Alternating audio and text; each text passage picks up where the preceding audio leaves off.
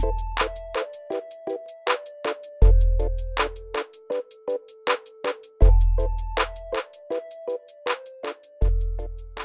guys, today I'll show you how to change launchers in Honor smartphones running EMUI 5.1. Changing launchers shouldn't be this hard as in Honor smartphones.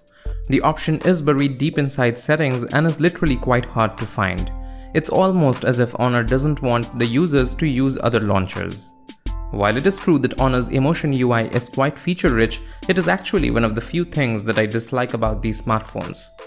Anyways, here's how you can change and use different launchers on any Honor smartphone running EMUI 5.1. Download any launcher that you'd want to use on your Honor smartphone.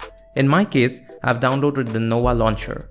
Once it's downloaded, you can apply the launcher by simply tapping on the launcher icon.